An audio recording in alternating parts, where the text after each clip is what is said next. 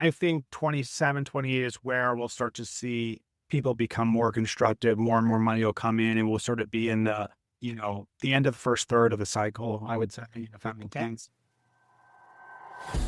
If you're within 3 feet of me, we're probably talking about real estate, much to my family's chagrin. But here's the thing. Most people see 7% rates and freeze. I see opportunity. They're waiting for the perfect deal, and well, I've analyzed thousands of them, and perfect just doesn't exist.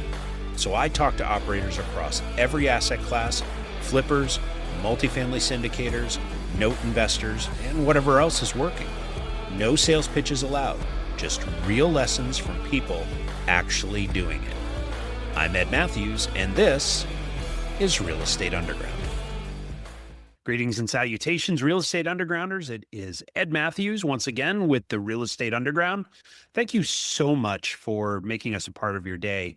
As always, keep those comments coming. It does help us figure out kind of where your heads are at and what types of assets you're interested in learning about. You know, historically, we've been a multifamily show, but lately we've been bringing in some really interesting other asset classes, that is. And so, keep that information coming. And, I found out something that's very interesting. Just over 60% of the people that listen to our show don't actually subscribe. And so while you're sitting here, if you could think about it, if you could hit follow or subscribe, depending on the platform, I would be grateful because it certainly helps us grow and help other people learn about this space as well. So with that, Michael Pouliot is here. He is with Carbon Real Estate Investments, and I am really excited. We were just very briefly talking about the 12-step program that each one of us went through as we left our corporate jobs. And so I think we've determined that Michael is probably, if he ever had to go back, he could probably do it. Me, I am unemployable. So what are you going to do? Michael, welcome to the show. Oh, thanks so much for having me. I'm looking forward to this conversation. Likewise, a pleasure. So for those folks who don't know much about Carbon, why don't you tell us a little bit about who you are and what you guys do for a living? Sure. Yeah. So Carbon, I've got a partner, Cody Littlewood, and myself, and we run Carbon Real Estate, and we are a vertically integrated private equity real estate company, and we operate assets throughout the Southeast, primarily workforce housing, apartment complexes, 100 to 300 units, that sort of thing. And we're vertically integrated. So we run our own properties, we do our own construction, contract services, manage them, raise the capital, find the deals, the whole 9 yards. Right on. And so with that, obviously it can be very challenging. And, these past few years in particular, especially with properties down in the Sunbelt, have been a bit challenging, both from on the Texas side, taxation, and on the Florida, Georgia, Carolina side, insurance. And so, I'm curious about the assets that you are currently managing, and how are you managing that whole, big challenge? Because so far, I was hoping that it would start to ease up. I think it's starting to, but I'm curious how you've navigated that over the last few years.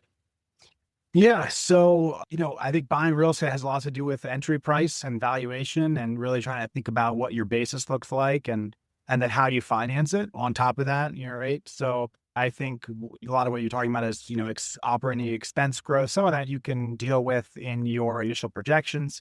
Sometimes you just can't project for, an increased number of hurricanes, right? So what we try to do is, we're not exposed to a lot of up to South Florida. We try to mitigate that by just not looking in those areas. When we look in Florida, we're looking at I-4 north over the Panhandle and through the Space Coast.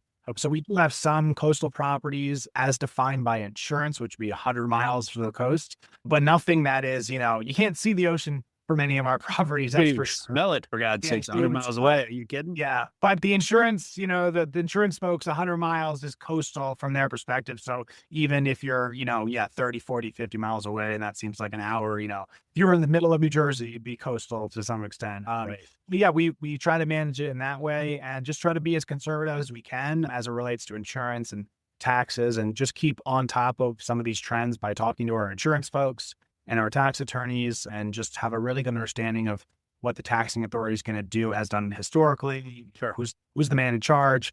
And then on the insurance side, there's a lot of noise, and then there's what's going on in the insurance market, the reinsurance market, and then you just sort of have to keep an eye on what's going on and do our very best to be conservative.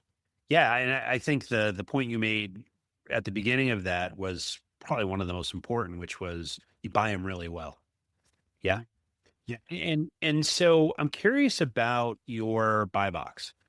You mentioned 100 to 300 units, but what are you looking for in particular? How do how do you come across a property and go, okay, this one smells like a deal?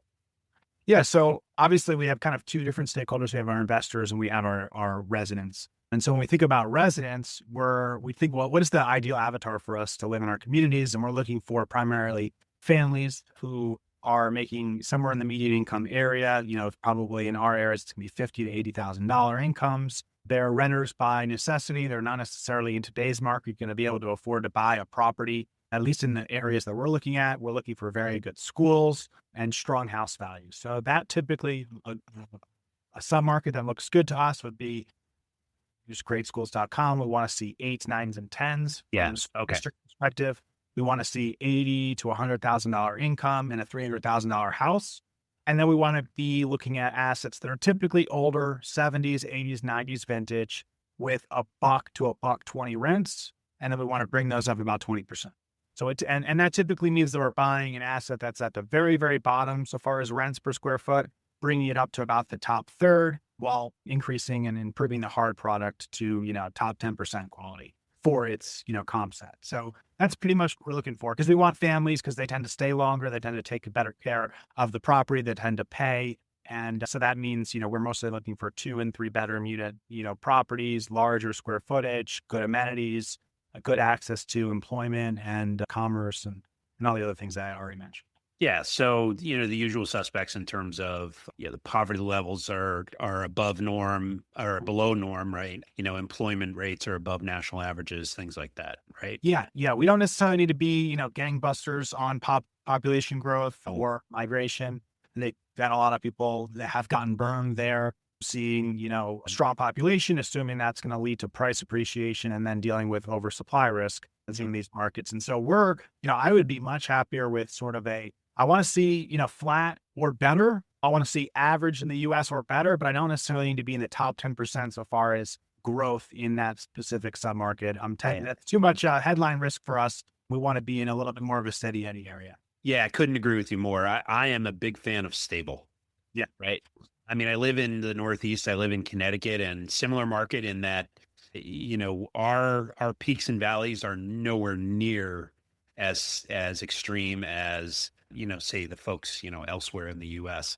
When, 2008 came around, yeah, I mean, it hurt, but we didn't see the cratering that, on any level on residential or commercial properties that office kind of took it in the teeth, but and still has yet to recover. But I think that's a universal issue.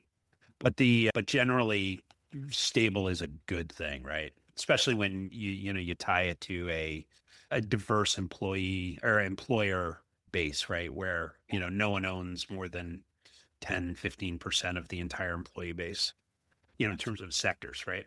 Yeah. Absolutely. And we're definitely looking for good diversification on that.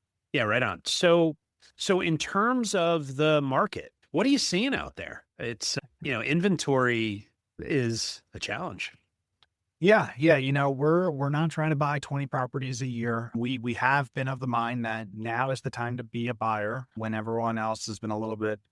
I mean, people are buying property, but it is, on the margin, harder and harder to raise capital, and that's investor sentiment is, I think, weak or a little bearish, certainly compared to when things were very strong, or at least when prices were high, right? So it seems, that's a normal investor behavior. When prices are high, people think they'll go higher. When prices are low, they, think they'll go lower, but it's typically the opposite. And so we believe that now in the last 12 months and the next 12 to 18 months will continue to be really strong times to buy assets in real estate, in multifamily specifically. And I think that's proving out. And in real estate, especially a liquid real estate, you're not, this isn't a public REIT, we're just working through a lot of distress still. So like, there's just assets that need to trade, need to change hands. Equity groups have to take their licks. Debt holders have to take their licks. And we're just not quite all the way there in a lot of cases. Some of the easier inventory has moved, but there are some tougher deals that have fallen well below their debt balances. and they can't sell. The lender's not ready to take a haircut. No one wants to say anything about what things were worth. So I think we still have another 12 to 18 months to work through some of that inventory, plus the oversupply in some of these other markets. So I'm looking, 2027, 2028, I think that market's going to start to move rapidly up, and we may see some tailwinds coming in 26 from Federal Reserve and other macro factors. So I'm bullish and I want to buy. Yeah, no, I am far from bearish on this market. It's just I continue to still have the same conversation. So we buy in the Northeast, right? I continue to have the same conversations around sellers just haven't gotten their head around the fact that the world changed. Sure. And so a lot of it is, it's the same conversation I'm sure you have. Hey, I am happy to pay your 2022 price point if you give me 2022 terms. And because they don't exist in the banking space. So we got to work that out between us. Sure. Yeah. And Yes. So some far, did, some don't. Yeah. On the supply side, yeah, if you're not a forced seller, you're probably not moving your property today. So no one's, I think there's some folks that we've been looking at deals that, maybe they last traded in the mid 2010s. Yeah. And, they're okay. They're going to clear the basis and then some. They'll do well on the exit. Yeah. But anyone who bought in 2020 depends on when we were in 2020, how optimistic that person was. But certainly 2021, 2022 vintage deals, I haven't seen a single one of them that is trading today that's trading above their basis. So they're all taking hits either on the equity and in some cases on the debt. And those are the stories, those are the deals that we're looking at. So we're typically seeing, if there's inventory, it's a story like that, a 2021, 2022 vintage, or it's a 2015 vintage where they just want to sell. It's been 10 years. When it's a 21 or 22, it's going to be usually your debt maturity is a problem. You have a cap that you don't want to have to go back to your investors on. There's some sort of capital call potential. You can't refinance. You bought it at 3.5 cap at the wrong time. And then outside of that, we're also looking for assumptions. So if we can get that 3.5% rate that they got, we love that. And we've been able to get a few deals done. Not as many as maybe we would like to get, but enough to feel like we're getting exposure to this vintage of 2025, and we want to buy, another 3 or 4 assets next year as well.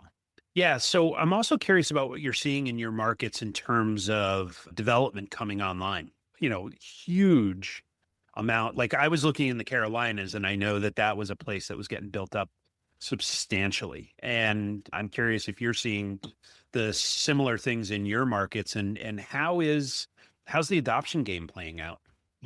Yeah. So generally, I think that peak deliveries have already passed us.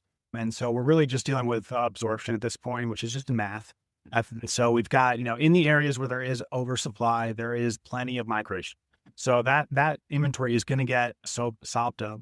It's maybe take another 12 months to get there, maybe 18 months. Yeah. So it's now for folks that have a long-term horizon, 10-year horizon, they're willing to take it on the chin for a couple of years and maybe not experience a lot of organic rent growth, but they can get in at a great valuation. I'm seeing a lot of groups I talk to on the equity side say, hey, I am not a buyer in X city, Huntsville or Austin or, whatever. Doesn't matter. I won't keep, saying bad things about good places. But, those are areas that have had great, demographic trends the last 10 years. They're oversupplying now. They've had weak rent growth in the last 12 months, but those are all backward looking, stats. So when I look forward, I still see strong migration trends that's going to lead to strong rent growth in the future. And a lot of builders are just not going to be willing. They're licking their wounds. They're not necessarily willing to get the shovels in the ground again. And so supply is going to be on the downside. So far as a risk, there's going to be undersupply.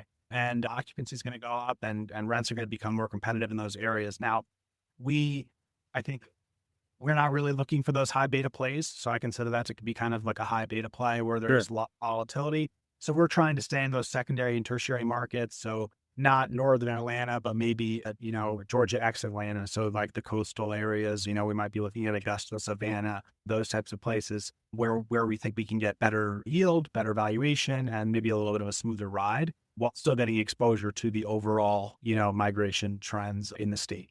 Sure. Okay. Smart. The old Walmart play, go where they ain't, right? And with Walmart, I think go where Walmart is probably not a bad idea. Probably not. Yeah, avoid where Starbucks is going and look at where Walmart's still playing along. So in terms of the, market, the mantra even a year ago was survive to 25, right? And 25 came and now we're, closing in on Q4, I guess, right? No, we're in Q4. And see how far I am removed from corporate. Sure. And so I'm curious about when you say 27, 28, that's a long way off in terms of, this business that moves at, a pretty fast pace. So I'm curious about, going into 26, what's the strategy? What's the plan? Stay with us. We'll be right back. A motivated seller just filled out your web form. If you call back within 5 minutes, you're nearly 4 times more likely to get that seller appointment.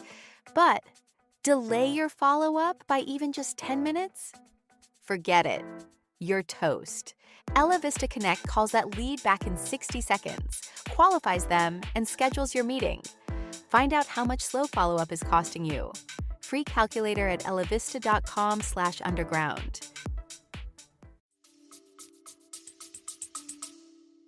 Yeah, so I think 27, 28 is where we'll start to see people become more constructive, more and more money will come in, and we'll sort of be in the end of the first third of the cycle, I would say, if that makes sense.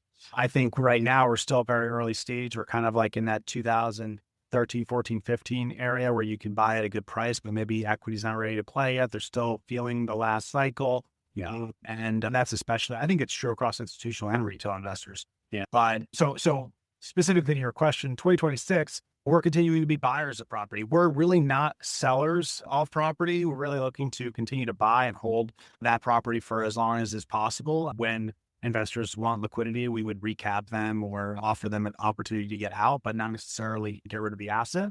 So we're, which is why we're so focused on location. We want to be in really great locations, like I had said earlier. So continuing to buy, 3, 4 assets, all fixed rate debt, low leverage type of deals. We bring our cash or CapEx in cash.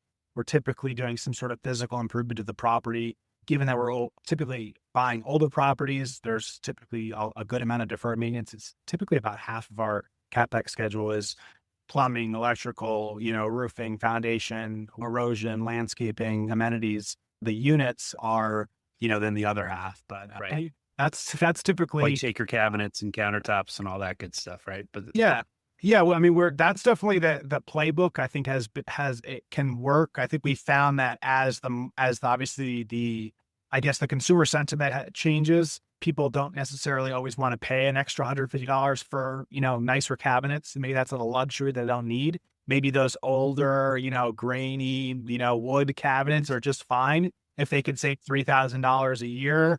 Versus, their health insurance premiums are going up, or their kids got all this expensive braces or whatever. So, as people have to pinch more pennies, we find that the tastes change. And so right now, or it's selective, depends on the market, but we're definitely seeing on average, more people are looking for a little bit of just a nicer amenities, nice area. They'll maybe take a little bit of a sacrifice on the brand new washer dryer for $75, maybe that's not worth it in today's market, but that changes every 12 months. So that's sure. That's the market. Clean and safe, right? Yeah. I mean, it's a cycle, right? You go through and you determine what the neighborhood and the market will bear, right? And what they're actually looking for. It's the same conversation I've been having with, folks in this area, peers, in terms of, and it ranges from folks that rehab houses all the way through apartment investors. And that is, you got to know your market and you got to know what your avatar, your perfect customer, what they really care about. Yeah. Yeah. And so, in terms of the properties themselves, you mentioned that you're vertically integrated. So you're managing these properties, you're doing the construction, but geographically you're fairly spread out, right? If we're looking north of I-4 all the way to the Handle, that's not a short distance. So I'm curious about how you're managing that, in terms of your team. Yeah, so we try to have regional concentration and build scale in those areas. So, I think of the Birmingham or really Alabama more broadly as kind of one area. The Panhandle is another, the Space Coast is another. And then we have some assets in southern Georgia, and that kind of connects well with the Space Coast area. Sure. As much as looking at a map, or if you all look at a map, you're like, oh, that seems like a far distance, but pretty darn close, And so, at least from a regional manager perspective, we want to make sure that a regional can get to any property within 2 to 4 hours, right? In there. Yeah, so, so we have that Georgia exposure, the Florida exposure, and then the Alabama exposure. We don't have any current assets in the Carolinas, so that's not a concern. But that is really a big focus for us. We really want to make sure that we can get at least to about 1,000 units, maybe a little bit less in each one of these areas. That allows our team to be most efficient. We can share resources, drive lower operating expenses, and carry some of the extra staff that we want to have, a floating PM, a regional construction manager. We'll have these additional resources beyond just the site teams, something you can't necessarily always get if you're, using third-party management. We're able to resource our properties much better, especially with that scale. Yeah, makes sense. Makes sense. So I'm curious about, so former and actually current techie guy, right? I'm curious about how technology figures into, you come from an extremely mature technology background in terms of, the banking industry and how they operate and how they use tech as a force multiplier. I'm curious how that experience and this whole, tsunami of artificial intelligence capabilities, how that's affecting your business in terms of where you are today, but more importantly, kind of where you're planning on going down the road. Yeah, sure. So we use a lot of different technology. I think real estate and property management is still, there are a lot of tools out there, but I think larger apartment owners, the adoption rate is not necessarily on the front end of the curve. We're not ready to be first necessarily on anything. And so we're happy to kind of be last, if anything. So that being said, we do use some different types of AI, depending on how you look at it. So we're using some tools for voice agents and chat-based agents to help with leasing, with RM. Everything that we do is, digital so far as rent payments and things like that. I don't think that's anything new, but I think that so far as if you think about the new AI stuff, we're talking about chat agents and voice-based agents to help facilitate or augment the existing staff. We're not seeing really opportunities to reduce staff. If anything, it just allows them to focus more on maybe higher value sales-based, face-to-face, belly-to-belly sales, first to follow up with rents, collections. Those things can be automated to a large extent, and then exceptions can be brought to humans. And so really think about our managers or our people on site as dealing with the things that only humans could deal with. And that may just be like even walking around the property to see if there's any trash, right? We don't quite have a robot walking around yet. So Not yet. Someday. it's available, right? We're just not, it's not a CapEx expense we're willing to take on right now. Right. So there's that. And then I guess internally as a company, we also are using certain, customized RAG agents. So just chat-based agents that integrate into our knowledge base as a company. So our leasing agent can pull SOPs or ask questions from essential and get answers to those questions, those checklists, those SOPs.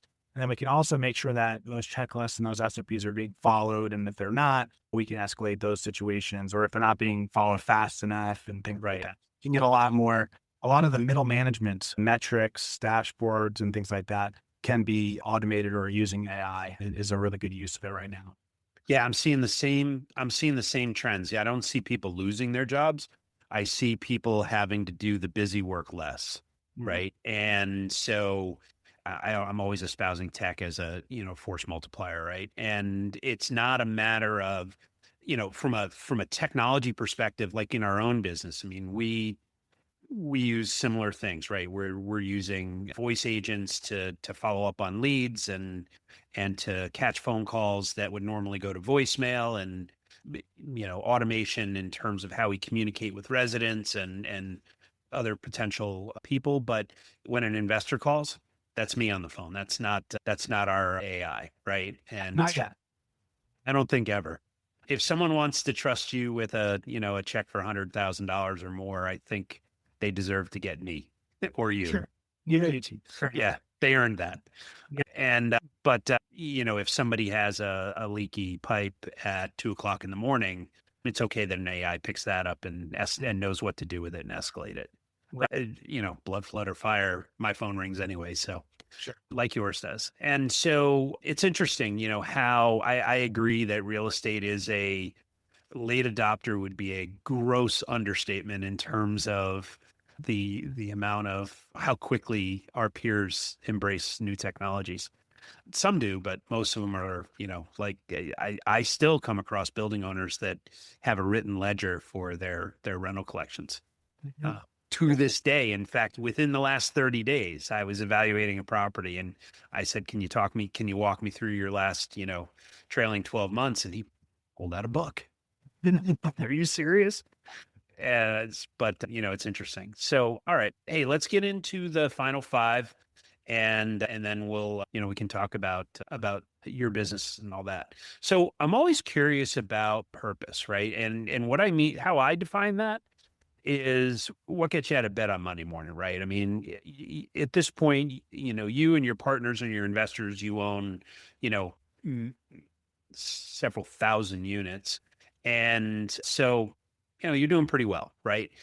So it's not about money anymore. It's about something else. And I'm curious what that thing is that gets you out of bed on Monday and gets you, driving to the office to slay those dragons. Yeah. Yeah. Well, I guess, I would say I'm kind of a deal junkie. And so I don't think it's ever really been about the money per se. I think the money is, certainly how you keep score. But it was really just about, getting deals done and working through complex situations and problems. Right. That's what's curious, interesting and what keeps me getting up every day, and coming to the office. And so, I think I would say just I'm a deal junkie and I love to look at deals, talk about deals, and work out problems, whatever those look like. You, sir, are speaking my language. So I'm also interested in the mentors you've had along the way. And, given the disparity of your career, right, in terms of the types of businesses you've been in, I'm sure you've rubbed elbows with a whole bunch of very impressive and different, people from different perspectives, right? And so I'm curious about the best advice you've ever gotten and who gave it to you. Please say Jamie Dimon. I was thinking, getting also now about Jamie Dimon, but then I decided I wasn't going to go against it. But now I've said that. So I'll take one though from, I don't know if it's the best advice that I've ever received, but it's, I think a pretty darn good advice. I had a managing director when I was at JP Morgan, and she had come from she was an insurance portfolio manager prior to coming over to JP Morgan. And we were on the fixed income desk, and I was managing portfolios for their private bank clients, mostly in fixed income, mostly small endowments and foundations. And so loss of principal, that's the biggest concern, right? They may have funding and spending needs. So her advice was, as an analyst or as someone in your early career, you should just have intense levels of paranoia around your work product. And, I didn't really appreciate that at the time, but it's really served me well to just make sure that, hey, just take another look at something before it goes out. You never want to be in a situation where, something goes in front of a client and there's an error. At least in the group that we were in investment management, there was sort of a 2-strike rule. First strike, where if a client saw an error in materials or in a presentation that you were responsible for, if it was your draft, that's strike one. You'll definitely get a sit down, by yourself with your manager. Strike two, that's it. You're out, Two behind the ear. Thanks for playing. Yeah, that's it. You'll never get hired there again. And so, paranoia was good because you only had, one extra strike before you were going to get let go. So, yeah. And, I would submit that was one strike, because who wants that sort of Damocles hanging over their head, right? Yeah, that's true. That's right. Okay. So speaking of mistakes, I think we learn a lot from our missteps, and, and so I think far more than from our successes. And so I'm curious about, looking back on your career, real estate or otherwise, what's a decision that you look back on and go, oh, I wish I had that one back. And what'd you do about it? My career. Yeah. So it's interesting. I don't know that I would say that that I would go back and change it, but I think one of the big decisions in my career was moving from, a Wall Street, kind of life, and that train, because that train was I know where that trade was leading. I know what that looked like. I know what the income was going to be. I know what the hours were going to be working as a portfolio manager in New York for JP Morgan. At that time when I started my career, that was the dream, right? That was the whole thing I was going for, right? And that seemed really set, maybe that's not right. So that seemed very attractive at that time to go onto Wall Street. It was before the technology. I feel like then software engineering became the thing to do. But, when I graduated in 2011, it was still finance was still sort of one of the things to do. Still is. Still is. So, and at that time, the decision was, okay, either we're going to move to New York and I'm going to, I'm going to go in the office right at 7 a.m. for a morning meeting, done at 5 o'clock, it's a pretty good schedule. And, get into that 7 figures for income, but a lot of taxes and, high burden of living or not. And so we decided on not, and I moved into financial consulting and started the real estate career, and then yada, yada, yada. Here we are 10 years later. And, I set my own schedule. I work, I would say not necessarily only when I want. I think that's a little bit overstated.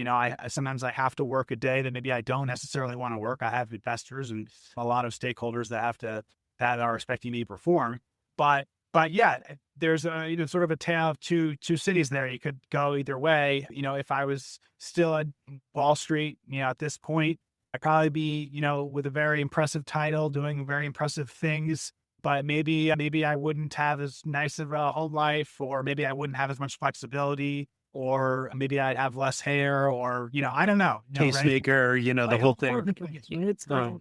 So I think that it's always interesting to look back and try to think about like, the what ifs, what if I could get on this path or not? But ultimately, I'm really happy with, the lifestyle I've been able to create that's been afforded through real estate largely and entrepreneurship.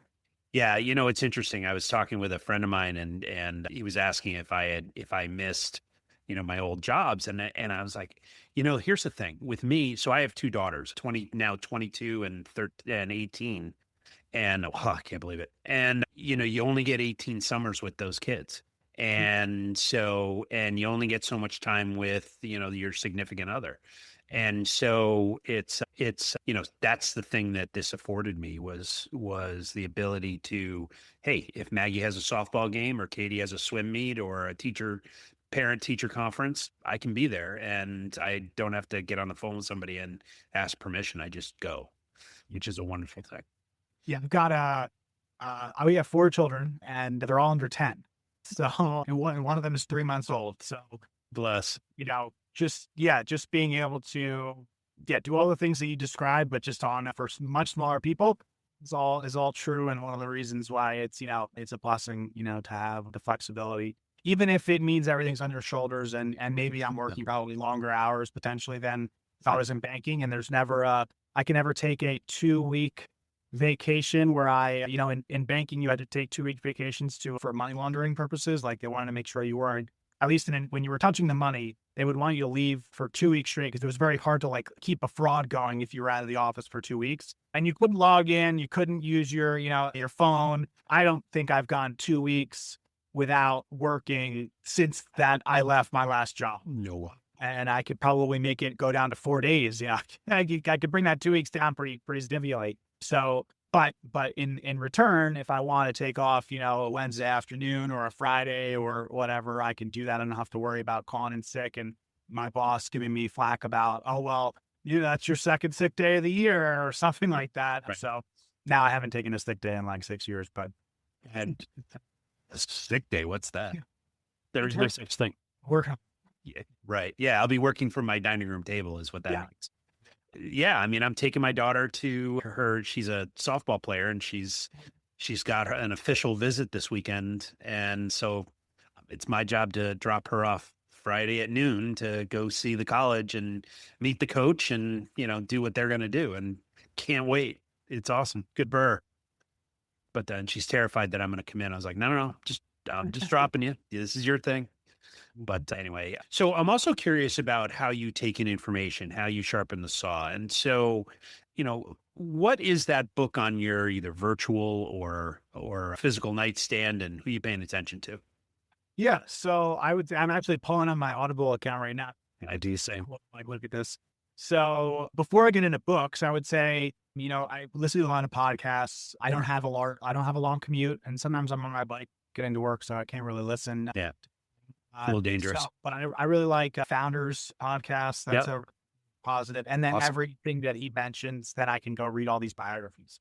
So a lot of founders that I, discovered or maybe knew about them as being founders because I've heard of their companies and for sure that, but I didn't know a lot about their background. So I think that's a great podcast for folks that want to learn more about how to be successful as a founder or as a business person. Maybe not necessarily as like a whole person, but certainly in their businesses. Choices are very effective. Yeah. And then so far as books, I would say if I was to look at the last, let's see. So Think and Grow Rich is right there. I definitely, come back into that one a lot.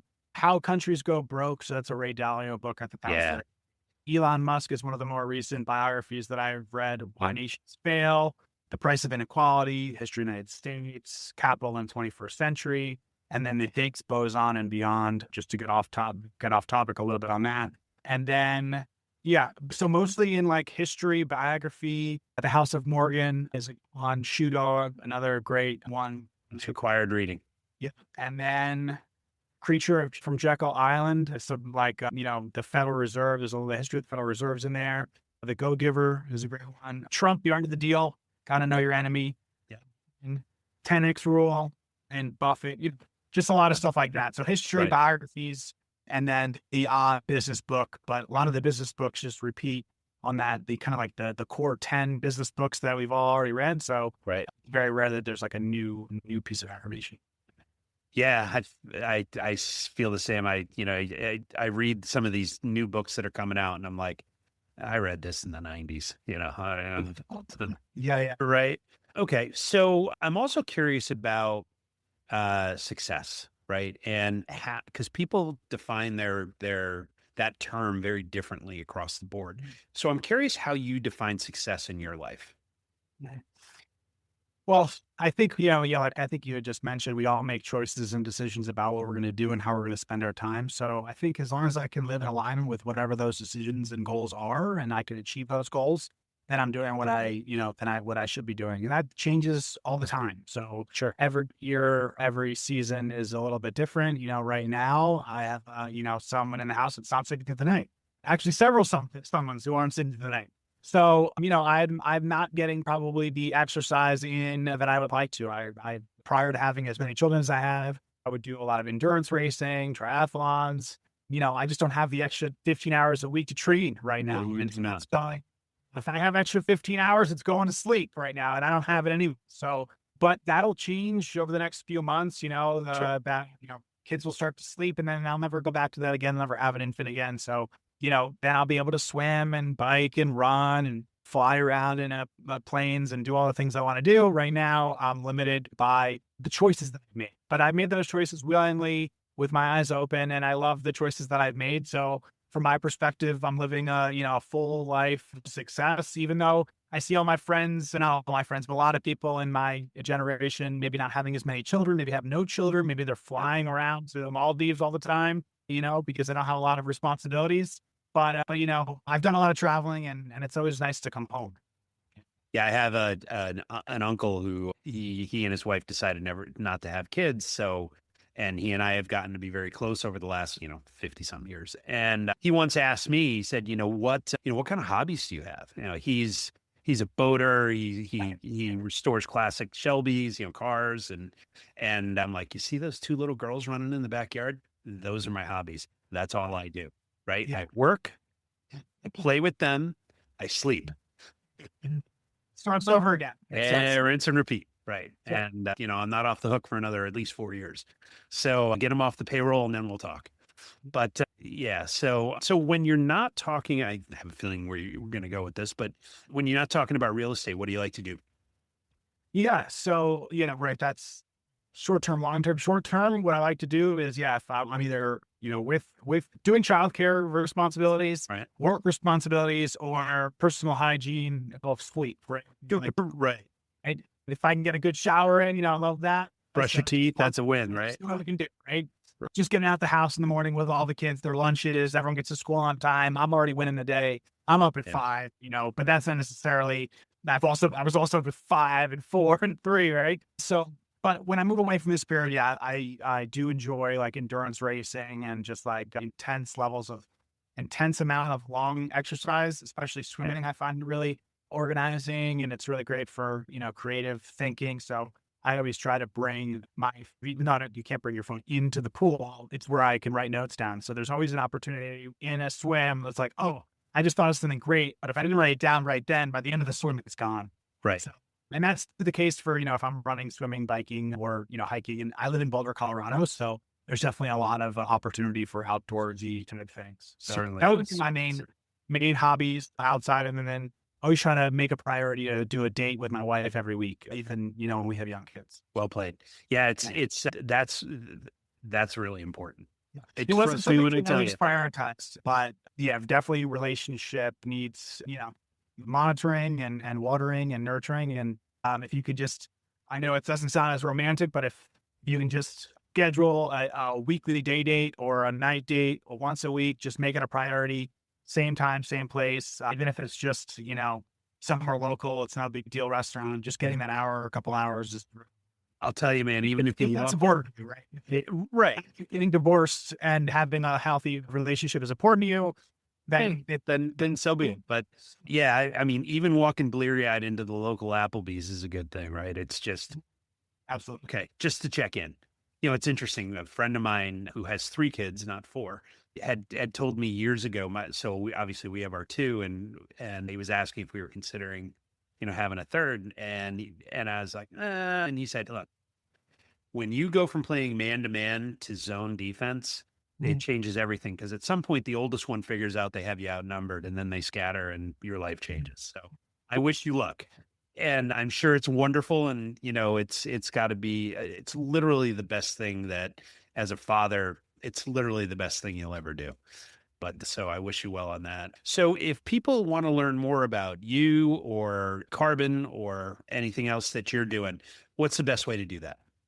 Yeah, thanks for asking. So we put out a newsletter every week that just gives a kind of updates on what's going on in the market and commercial real estate, as well as anything else that's going on in our world as a company, as well as any deals or opportunities we might have. So they can just go to investwithcarbon.com and they'll go right there. They can sign up for the newsletter. And also we have a podcast that we run daily, as well as interview based. And so lots of content and opportunity for free resources to learn more. Excellent. Michael Pouliot, thank you so much for joining us. It was a pleasure talking with you, and continued success. Yeah, thank you. You as well. I appreciate you having me on. This has been The Real Estate Underground. Don't forget to subscribe. It helps us grow. Until next time, Undergrounders, remember your real estate journey begins with a simple step forward. Now get to it. Bye for now.